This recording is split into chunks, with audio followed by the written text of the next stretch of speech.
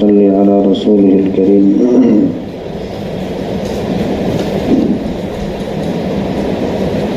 কুতুবে হাদিসের ব্যাপারে বিভিন্ন দিক নিয়ে আলোচনা করা হয়েছে।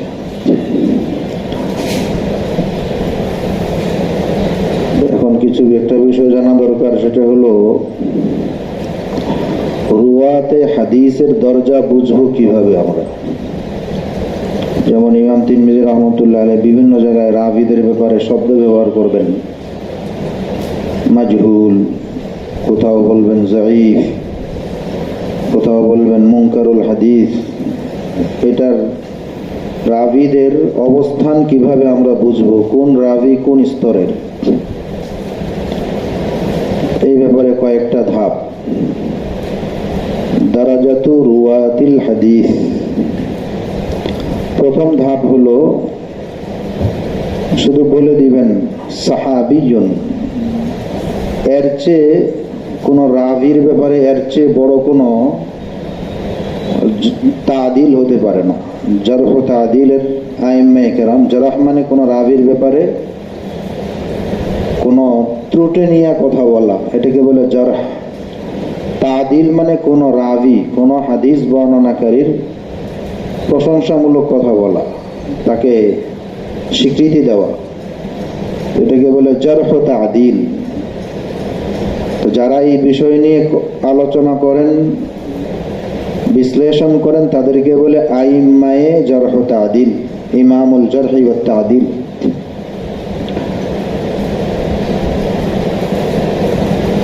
যেমন ইমাম বুখারী রহমতুল্লাহ আলাইহি ইমামুল জারহি ওয়াত তাদিল ছিলেন, ইমাম তিরমিজি রহমতুল্লাহ আলাইহি ইমামুল জারহি ওয়াত তাদিল। ওনারা এই ধরনের আইম্মায়ে জারহ তাদিল।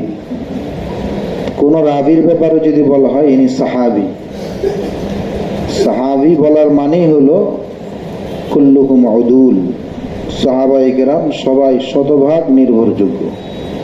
সাহাবীর রিওয়ায়াত সাহাবী থেকে আসছে মানেই সেটা নির্ভরযোগ্য। দ্বিতীয় তবকা হলো, দ্বিতীয় আউথাকুন নাস, এই শব্দ ব্যবহার করে আউথাকুন নাস, অথবা ব্যবহার করে সিকাতুন। সিকাতুন, সিকা শব্দ দুইবার ব্যবহার করা হয়। ইনাদের রিওয়ায়াত সর্বোচ্চ মানে মকবুল। নম্বর 3, সিকাতুন একবার বলা হয়, সিকাতুন, সাবতুন, আদলুন। সিকাতুন, সাবতুন, আদলুন, মুতকিনুন, এই ধরনের শব্দ, এটাও রাবি সহিহ মকবুল এর লক্ষণ, মকবুল রাবি। এই প্রথম 3 তবকার রিওয়ায়াত সহিহ, যদি অন্য কোনো ইল্লাত না পাওয়া যায়, অন্য কোনো কারণ না পাওয়া যায়। 4 নম্বর হলো সাদুকুন লা বা'সা বিহি। সাদুক, সাদুক সাদ দিয়ে, সাদুকুন লা বা'সা বিহি বা সাদুকুন লাইসা বিহি বা'স। সাদুকুন লা বা'সা বিহি, সাদুকুন লাইসা বিহি বা'স। এই ধরনের রাবি যারা, তাদের রিওয়ায়াতগুলো হাসানের দরজায়, হাসান।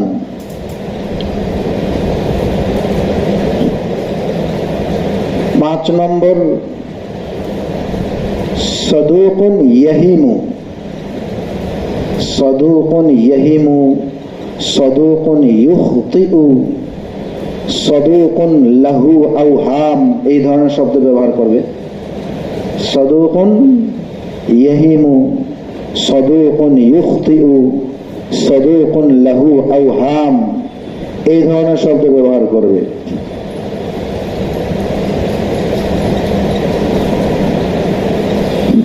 নম্বর 6, লাইয়িনুল হাদিস বা লাইয়িনুল হাদিস, এই শব্দ ব্যবহার করবে। এই 5 এবং 6 নম্বর হাদিস, এগুলো মুতাবাআত ও শাওয়াহিদ যদি পাওয়া যায় তাহলে সেটা মকবুল হবে। মুতাবাআত তো বুঝেন, একই রিওয়ায়াত যদি অন্য কোনো সনদে বর্ণিত হয়, অন্য কোনো রাবীর থেকে বর্ণিত হয়, এটাকে বলে তাবে। তো মুতাবা এবং শাওয়াহিদের দ্বারা এই দুই ধরনের রাবীর রিওয়ায়াত কাবিল কবুল হয়।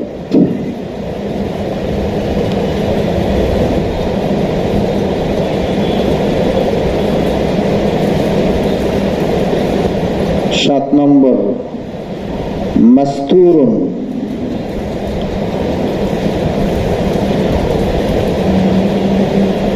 মজহুলুল হাল।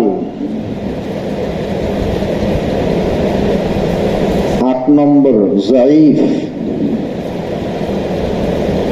9 নম্বর, মজহুল। 10, মাতরুকুন, মাতরুকুল হাদিস।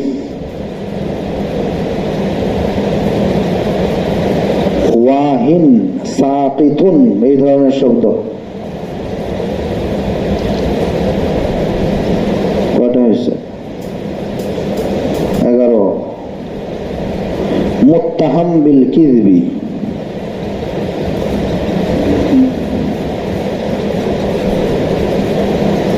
12, কাযযাবুন ওয়াদ্দাউন। কাযযাবুন ওয়াদ্দাউন। 7 নম্বর থেকে নিয়ে 10 নম্বর পর্যন্ত এই সকল রাবীদের রিওয়ায়াত সব যায়ীফ। মুত্তাহাম বিল কিযব আর ওয়াজ্জা, কাযযাব, এই ধরনের কোন রাবী যদি থাকে তাদের হাদিসগুলোকে মাউযু বলা হয়, একদমই অগ্রহণযোগ্য। এলো দারাজাতে রুয়াতে হাদিস। জামে তিরমিজি পড়ার জন্য প্রতি পৃষ্ঠায় পৃষ্ঠায় এই বিষয়গুলো জেনে রাখতে হবে। ইমাম তিরমিজি রহমতুল্লাহ আলাইহির সুনানে তিরমিজির এক বড় বৈশিষ্ট্য হলো উনি সনদের ব্যাপারে বিশ্লেষণ করবেন। এই বিশ্লেষণগুলি বোঝার জন্য এই ইসতিলাহাতগুলো জেনে রাখতে হবে, কোন শব্দের দ্বারা উনি কি বোঝাচ্ছেন। এরপর আরেকটা গুরুত্বপূর্ণ বিষয় হলো তাহাম্মুলে হাদিস, হাদিস গ্রহণ করার পদ্ধতি। তাহাম্মুলে হাদিস, এটাও ইমাম তিরমিজি রহমতুল্লাহ আলাইহি বিভিন্ন জায়গায় শব্দ ব্যবহার করবেন। কোন শব্দের দ্বারা উনি কি বোঝাচ্ছেন সেটা এই সকল ইসতিলাহাতগুলো না জানা থাকলে বোঝা যাবে না। তাহাম্মুলে হাদিস কয়েকটা ধাপ আছে। 1 নম্বর হলো সামা।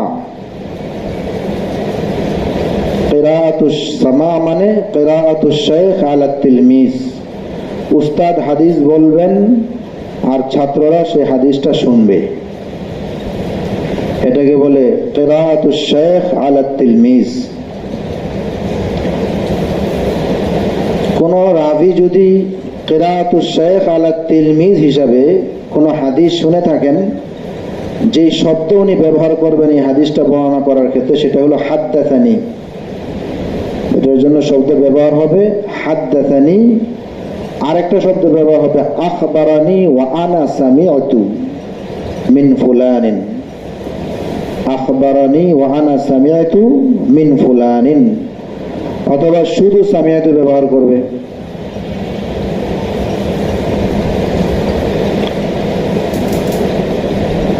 এটা হলো কিরাআতুশ শাইখ আলা তিলমিজ। 2 নম্বর সূরত কিরাআতুত তিলমিজ আলা শাইখ।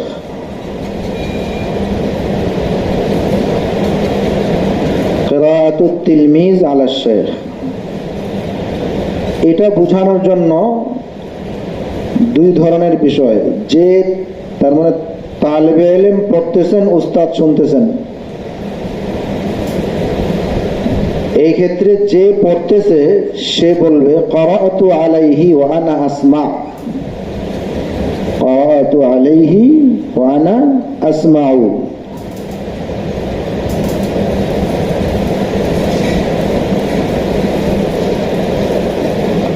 অথবা বলবেন আখবারানা, জমার সিগা ব্যবহার করবেন। আখবারানা ভালো, সাথে ক্বারাআতু আলাইহি ওয়া আনা আসমাউ বলা। আর এই তালিবে ইলমের সাথে অন্যান্য যারা শুনতেছে তারা তেলাওয়াত করে না, তেলাওয়াত তো করছে এক তালিবে ইলম, উস্তাদ শুনতেছেন, কিরাআতুত তিলমিজ আলা শাইখ হচ্ছে, সাথী সঙ্গীরা যেটা শুনতেছে ওনারা বলবেন, ওনারা যদি হাদিস রিওয়ায়াত করেন ওনারা শব্দ ব্যবহার করবেন আম্বা আনা, ওনাদের জন্য আম্বা আনা। তো আম্বা আনা শব্দ ব্যবহার করা মানেই হলো কিরাআতুত তিলমিজ আলা শাইখ হচ্ছে আর আমরা সেখানে হাদিসটা শুনছি। যদিও কেউ কেউ আম্বা আনা আখবারানা দুটোটার ব্যবহার একই বলেছেন। এখানে একটা বিষয়, ইমাম মালিক, ইমাম শাফি, ইমাম আহমদ ইবনে হাম্বল, এই ইমামে আবু হানিফা, ওনাদের মধ্যে একটা ভিন্ন মত যে কিরাআতুত তিলমিজ আলা শাইখ এটা বেশি গ্রহণযোগ্য না কিরাআতুত শাইখ আলা তিলমিজ বেশি গ্রহণযোগ্য হবে।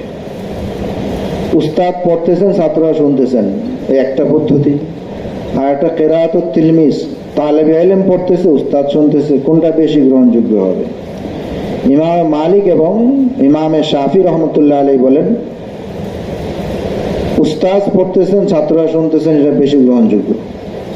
ইমামে আবু হানিফা রহমতুল্লাহ আলাইহি বলেন যে না, তালেবে ইলম পড়তেছে উস্তাদ শুনতেছে এটা বেশি গ্রহণযোগ্য। কারণ উস্তাদ পড়তেছে ছাত্র শুনতেছে, ভুল হলে সাধারণত অনেক সময় তালাবারা খামোশ থাকেন। তালেবে ইলম পড়তেছে উস্তাদ শুনতেছে, সাধারণত উস্তাদ খামোশ থাকেন না, তানবীহ করে দেন। এই জন্য ইমাম আবু হানিফা রহমতুল্লাহ আলাইহি বলেন কিরাআতুত তিলমিজ আলা শাইখ এটা বেশি গ্রহণযোগ্য। বাকি ইমাম সাহাবী রহমতুল্লাহ আলাইহি উনি ফয়সালা করেছেন যে স্থানকাল পাত্র ভেদে সন্দেহ নিরসন হয়, যেই সূরতে বেশি সেই সূরতটাই বেশি গ্রহণযোগ্য।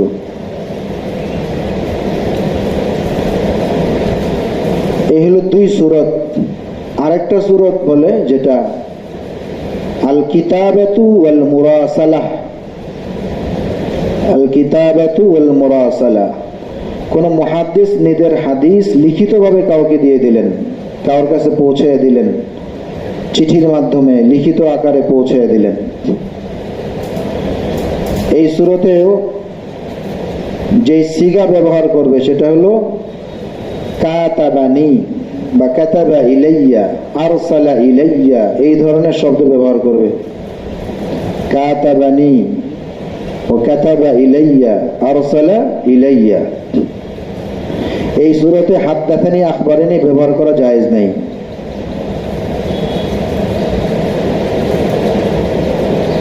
মুকাতাবার সূরতে হাদিস বর্ণনা করা যাবে কিনা আইম্মাদের ইখতিলাফ আছে। রাজে কওল হলো মুহাদ্দিস যদি কাউকে লিখিত পাঠান সে রিওয়ায়াত করতে পারবে। 4 নম্বর সূরত আল মুনাওয়ালা। আল মুনাওয়ালা মানে দেওয়া। মুনাওয়ালা বলে কোন মুহাদ্দিস নিজের বর্ণিত রিওয়ায়াতগুলোকে ভলিউম আকারে কাউকে দিয়ে দেওয়া। কোন তালেবে ইলমকে সরাসরি হাদিস কিরাআতুশ শাইখ আলা তিলমিজও হয় নাই, কিরাআতুত তিলমিজ আলা শাইখও হয় নাই, নিজের লিখিত হাদিসের ভান্ডার ভলিউম খাতা তালেবে ইলমকে দিয়ে দেওয়া, নাও তুমি এটা নিয়ে নাও। তো এটাও একটা সনদ। এই সূরতেও এই যাকে দেওয়া হয়েছে সে উস্তাদের পক্ষ থেকে এটা বর্ণনা করতে পারবে। এই সূরতে শব্দ ব্যবহার করা হয় না ওয়ালা নি।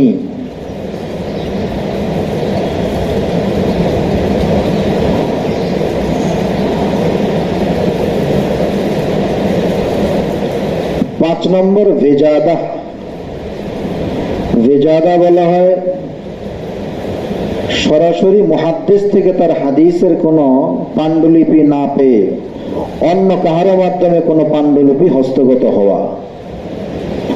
যেই মুহাদ্দিসের হাদিস ওনার থেকে সরাসরি তার হাদিসের পাণ্ডুলিপি হস্তগত না হয়ে অন্য কোনো মাধ্যমে হস্তগত হওয়া।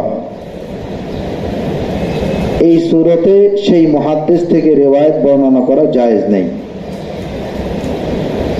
কারণ মুহাদ্দিসের সাথে তো তার সরাসরি দেখাই হয় নাই। এই রিওয়ায়াতে এইভাবে বলে ওয়াজাদতু আলা বিখাত্তি ফুলান, এইভাবে বর্ণনা করা যায়।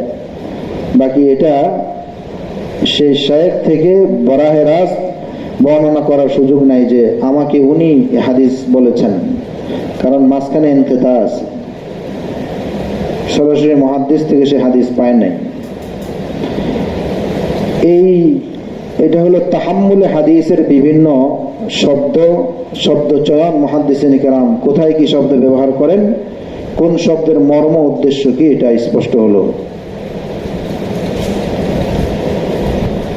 যেহেতু জামে তিরমিজি কুতুবে সিত্তার মধ্য থেকে একটা, এই জন্য কুতুবে সিত্তার ব্যাপারে সংক্ষিপ্ত আলোচনা, সংক্ষিপ্ত ধারণা এবং জামে তিরমিজির কি কি বৈশিষ্ট্য আছে সেটা সামনে স্পষ্ট হওয়ার জন্য প্রথমে কুতুবে সিত্তার মুসান্নিফিনদের নাম আমরা জানি যে ইমাম বুখারী রহমতুল্লাহ আলাইহির ইন্তেকাল হয়েছে 256 হিজরিতে।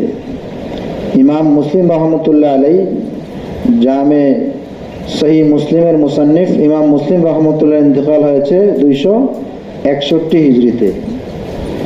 ইমাম ইবনে মাজাহ রহমতুল্লাহ আলাইহি ওনার ইন্তেকাল হয়েছে 273 হিজরিতে। ইমাম আবু দাউদ রহমতুল্লাহ আলাইহি ওনার ইন্তেকাল হয়েছে 275 হিজরিতে। যেই কিতাব আমরা সামনে নিয়ে বসে আছি জামে তিরমিজি এর মুসান্নিফ ইমাম তিরমিজি রহমতুল্লাহ আলাইহি ওনার ইন্তেকাল হয়েছে 279 হিজরিতে। আর রয়ে গেছে ইমাম নাসাই রহমতুল্লাহ আলাইহি, তারতিব বলা হয়েছে সন্নে ওয়াফাতের তারতিব হিসাবে। ইমাম নাসাই রহমতুল্লাহ আলাইহি ওনার ইন্তেকাল হয়েছে 303 হিজরিতে। এই 6 জন আইম্মে সিত্তা, ইনাদের কিতাব, যে 6 কিতাবকে কুতুবে সিত্তা বলে অথবা সিহাহ সিত্তা বলা হয়, আল কুতুবুস সিহাহ বলা হয়। প্রত্যেক কিতাবের তাফসিল কোন কিতাব কিভাবে সেটা তো সেই কিতাবের সাথে আলোচনা হবে। প্রাথমিকভাবে ইমাম বুখারী রহমতুল্লাহ আলাইহি হাদিস গ্রহণ করেছেন শুধুমাত্র সহিহ, মুত্তাসিল, মারফু রিওয়ায়াতগুলিকে উনি গ্রহণ করেছেন এবং উনি শুধুমাত্র তাবাকায়ে উলা, যেটা পিছনে আলোচনা হয়েছে, সেখান থেকে গ্রহণ করেছেন। সহিহ এবং হাসান, সহিহ গ্রহণ করেছেন, হাসান উনি গ্রহণ করেন নাই। ইমাম বুখারী রহমতুল্লাহ আলাইহির উদ্দেশ্য ছিল ইস্তেমবাতে আহকাম, বিভিন্ন হাদিস থেকে মাসাইল ইস্তেমবাত করা। সেই লক্ষ্যেই একই হাদিসকে উনি বিভিন্ন জায়গায় তাকরার নিয়ে আসছেন। কেন? এক হাদিসের দ্বারা 3-4টা মাসলা সাবিত হয়, উনি 3-4 জায়গায় হাদিস উল্লেখ করবেন, প্রত্যেকটার জন্য ভিন্ন ভিন্ন বাব কায়েম করবেন। এটা হলো বুখারীর গরজ। ইমাম বুখারী রহমতুল্লাহ আলাইহির গরজ হলো ইস্তেমবাতে আহকাম মিনাল হাদিস। ইমাম মুসলিম রহমতুল্লাহ আলাইহি উনিও শুধুমাত্র সহিহ হাদিস উল্লেখ করেছেন। তবকায়ে উলা এবং তবকায়ে সানিয়া দুনো তবকার মুহাদ্দিসিন থেকে উনি হাদিস গ্রহণ করেছেন। বাকি ইমাম মুসলিম এবং বুখারীর মধ্যে একটু পার্থক্য হলো, ইমাম বুখারী রহমতুল্লাহ আলাইহি শাগির্দ এবং উস্তাদের মধ্যে মুআসারাকে উনি কাফি মনে করেন নাই, ওনার জন্য লেখা শর্ত। আর ইমাম মুসলিম রহমতুল্লাহ আলাইহি মুআসারাকে কাফি মনে করেছেন, যে একই জামানার হলেই রিওয়ায়াত সহিহ। এই বিষয়ে সহিহ মুসলিমের শুরুতে লম্বা আলোচনা হবে। ইমাম মুসলিম রহমতুল্লাহ আলাইহির গরজ, উদ্দেশ্য হলো আহাদিসগুলোকে সুন্দর তারতিবের সাথে সাজানো, সহিহ হাদিসগুলোকে। এই জন্য ইমাম মুসলিম রহমতুল্লাহ আলাইহি যদিও হাদিসের অনওয়ান কোনো বাব কায়েম করেন নাই, কিন্তু পরবর্তী শারিহিনরা যেমন ইমাম নবী রহমতুল্লাহ আলাইহি বাব করে এটাকে বাব কায়েম করেছেন। ইমাম মুসলিম রহমতুল্লাহ আলাইহি নিজের থেকে তো বাব কায়েম করেন নাই, কিন্তু এমনভাবে নিয়ে আসছেন একদম বাব করে উনি সাজাইছেন। বাকি হাদিসের ভিতরে গায়রে হাদিস উনি ঢুকাইতে চান নাই, এই জন্য কোনো বাবের নাম কিতাবের ভিতরে অন্তর্ভুক্ত করেন নাই। ইমাম নাসাই রহমতুল্লাহ আলাইহি উনি সহির সাথে হাসান গুলোকে নিয়েছেন। গায়রে হাসান যদি থাকে সেটাকে উনি সারাহাতান উল্লেখ করেছেন। ইমাম নাসাই রহমতুল্লাহ আলের উদ্দেশ্য ইমাম বুখারী রহমতুল্লাহ আলের মতো তারতিব ওনার কিতাবে। এই জন্য তারতিবের দিকে যদি লক্ষ্য করা হয়, হুসনে তারতিব বুখারীর পরেই সুনানে নাসাইর দরজা। কারণ বুখারীতে যেভাবে এই ইস্তেমবাতে আহকাম হিসাবে বাবের তারতিব দেওয়া হয়েছে, সুনানে নাসাই তো ওই ধরনের তারতিব দেওয়া হয়েছে।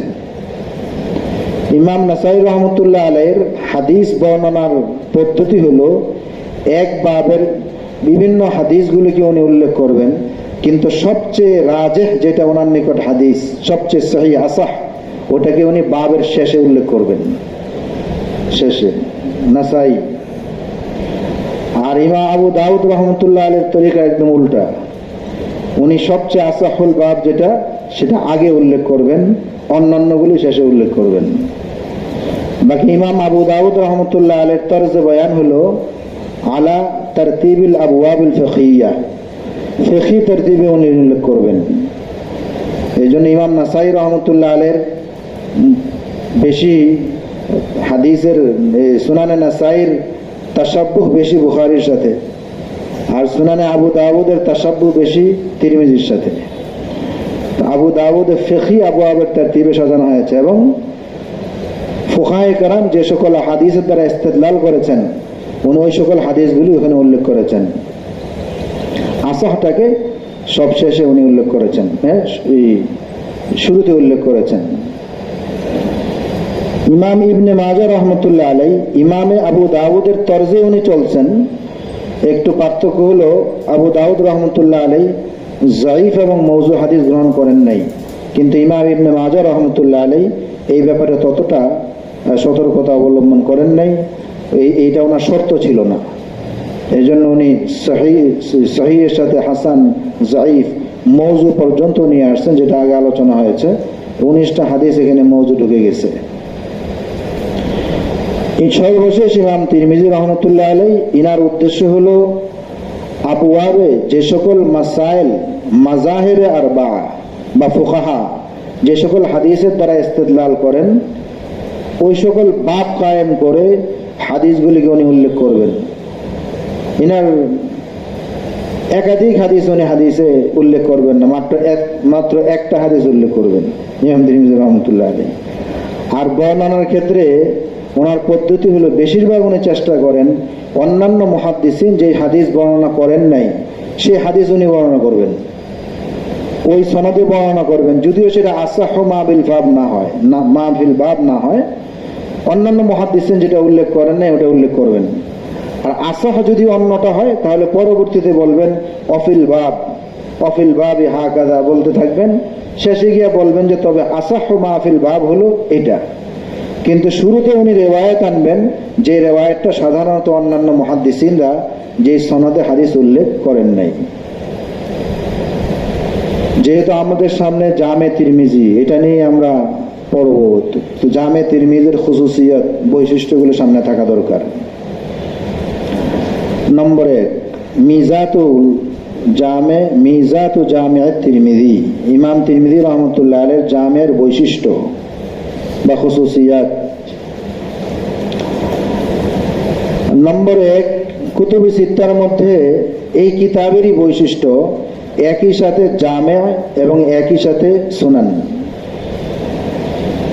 হাযাল কিতাবু জামিউন ওয়া মিনাস সুনান, এটা সুনানের মধ্য থেকেও।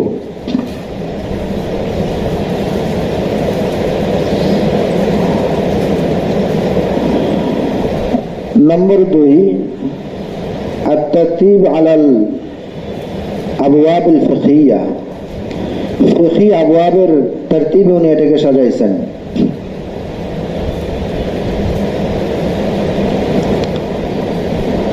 নম্বর 4, নম্বর 3 মুস্তাদাল্লাতুল ফুকাহা বা দালাইলুল ফুকাহা কে উনি উল্লেখ করেছেন। ফুকাহায়ে কেরাম যে সকল হাদিস দলিল হিসাবে গ্রহণ করেছেন, ওই সকল হাদিস গ্রহণ করেছেন, এনেছেন।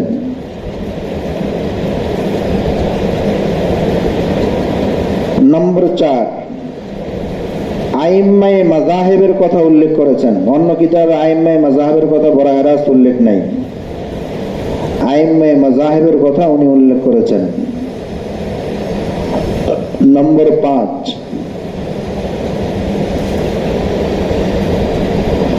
সনদের উপর মুফাসসাল বিশ্লেষণ, বিস্তারিত বিশ্লেষণ করেছেন, আলোচনা করেছেন, যেটা অন্য কুতুবে সিত্তার মধ্যে নাই।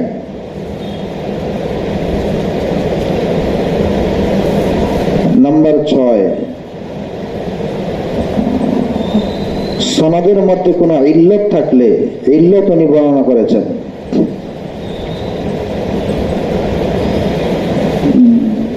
যেটা অন্যান্য কিতাবে আছে, যেমন নাসাইর মধ্যে আছে, আবু দাউদে আছে, কিন্তু এখানে যেমন প্রত্যেকটা হাদিসের ব্যাপারে আলোচনা হয়েছে, প্রত্যেক বাবে উনি নিয়মতান্ত্রিক ভাবে আলোচনা করে গেছেন, এটা অন্য কোনো কুতুবে সিত্তার মধ্যে এটা নাই।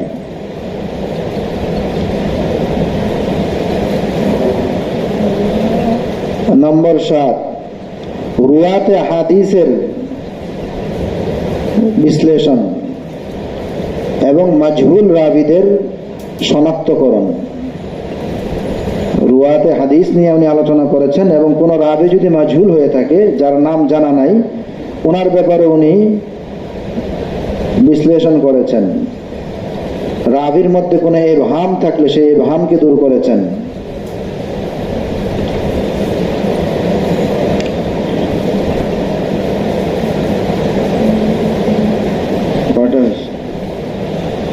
নম্বর 8, জামে তিরমিজির এমন এক বৈশিষ্ট্য হলো, যতগুলো হাদিস এখানে উল্লেখ করেছেন সবগুলি মামুল বিহা। একটা হাদিসে এমন নাই যেটার উপর কেউ আমল করে নাই, কোনো না কোনো ফকিহ সেটাকে মামুল করার দিয়েছেন, তার উপর আমল করেছেন, মামুল বিহা করার দিয়েছেন। বাকি 2টা হাদিসের ব্যাপারে কেউ কেউ বলেন যে আমল নাই। 2টা হাদিস, একটা হলো যে জমা বাইনাস সালাতাইন, তো ওলামা হানাফ বলেন এটা হানাফি মাযহাব অনুযায়ী এটা মামুল বিহা, কারণ আমাদের নিকট জমা বাইনাস সালাতাইন দ্বারা উদ্দেশ্য জামিআ সুরি, সূরাতান জমা বাইনাস সালাতাইন। কিন্তু বরাহ রাত জমা বাইনাস সালাতাইন 2 ওয়াক্ত এক ওয়াক্তে নিয়ে আসা, এটার কায়েল তো কেউই না। আরেকটা হলো শারিবে খামারকে কতল করার ব্যাপারে এক রিওয়ায়াত আছে, এই ব্যাপারে কোনো ফকিহ বলেন নাই। তো ওলামা আহনাফ বলেন এটার উপর আমল আছে, এটা সিয়াসতের উপর মাহমুল।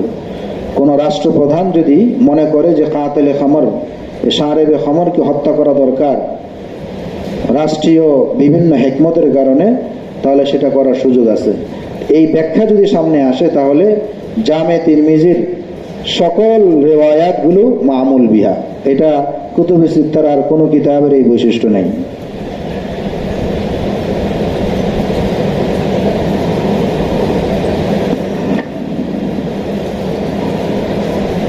এই কিতাবের আরেক বৈশিষ্ট্য হলো, 9 নম্বর না, আরেক বৈশিষ্ট্য হলো যে তাকরার নাই কিতাবের মধ্যে। পুরা হাদিসের কিতাবের মধ্যে কোনো তাকরার নাই। যে হাদিস একবার আনছে তো একবারই, এটা আরেকবার আনেন নেই।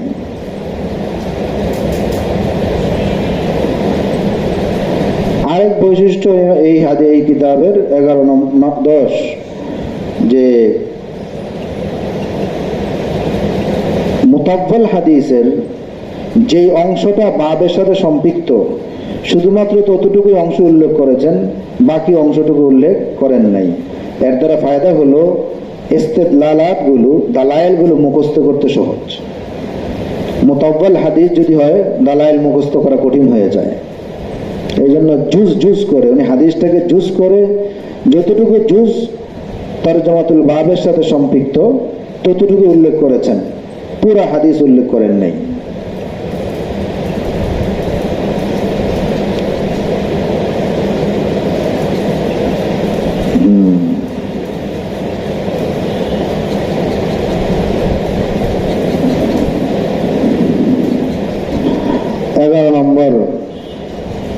যেটা কিতাবের জাতি বৈশিষ্ট্য না, সামগ্রিকভাবে সামাজিকভাবে ওলামা সমাজের হিসাবে একটা বৈশিষ্ট্য। সেটা হলো যত দর্শন নিজামিতে, বিশেষ করে ভারতবর্ষে যত হাদিসের কিতাব আছে, কোন হাদিসের কিতাবের তাকরীরের ব্যাপারে, হাদিসের বিস্তারিত বিশ্লেষণ এতটা ওলামায়ে কেরাম আহাম্মিয়তের সাথে আহাম্মিয়ত দেন নাই যতটা জামে তিরমিজির ব্যাপারে দিয়েছেন।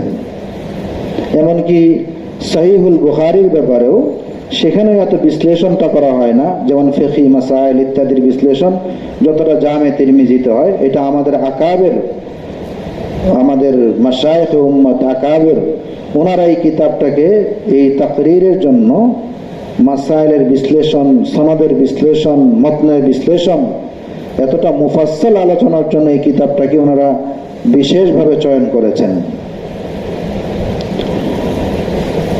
এই জন্য দরসে নিজামিতে এই বিশেষভাবে এই জামে তিরমিজির ব্যাপারে, তাকরীরের ব্যাপারে তো গুরুত্বগুলো বেশ থাকে।